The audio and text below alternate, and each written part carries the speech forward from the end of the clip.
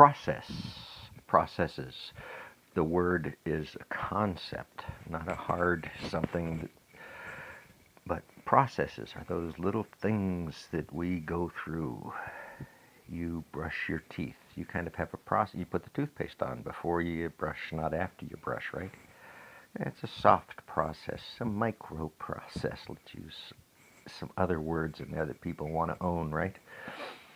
So this idea of a process is something shared. It's shared knowledge. It's one of the ways we as a civilization kind of get along with each other. We share these common processes. We appreciate when you brush your teeth, if we are going to speak personally with you. YouTube is much more forgiving for that one, eh? So these processes are very subtle, they're very nuanced, or they're very large.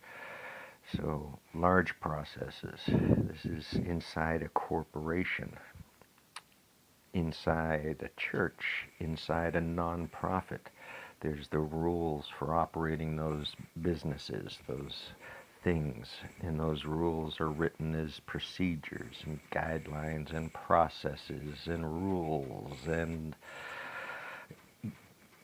any other number of terms that they use to present ideas to you that need to follow some sort of process. So to bake a cake, you follow the instructions on the cake, kind of, right? We try. We try. So these processes can develop into much bigger ideas, bigger concepts, and they become part of business standards, a good way to do business, best practices for doing business. So these processes get rolled out to thousands of people at a time in single organizations. Might be a new software system, new computer system, a new paper system, a new legal requirement somewhere changed your access to screens and information. So these are all very process-driven things. So if you study project or program planning and the methodologies inside of that, if you study software development, program and planning, these are all methodologies developed over time, filtering out best practices to get things done. But that term best practice is best practice for profit or best practice for what? For environmental concerns, best practice for generational concerns. So this introduces you to this process idea, these programs that use processes, that define processes, these institutions that work under processes and guidelines that are repeatable. Quite a few of them out there that do that. You can go and audit what they do and see how they do it if you're within the realm of that profession, right? So inside of this is methodologies, process methodologies.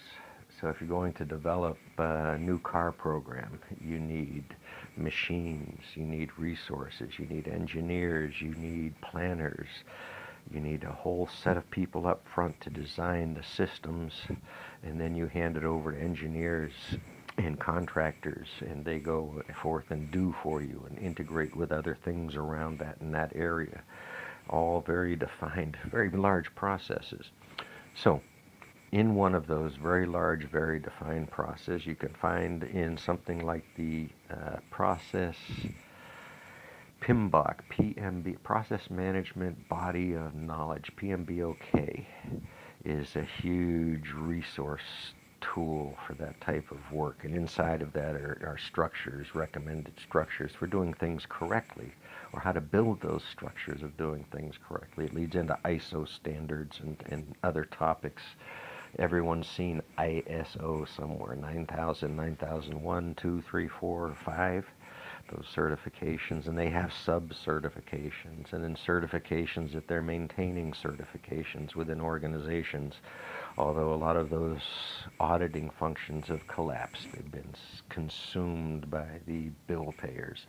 So I'm going to put a link below to something called a spiral development methodology.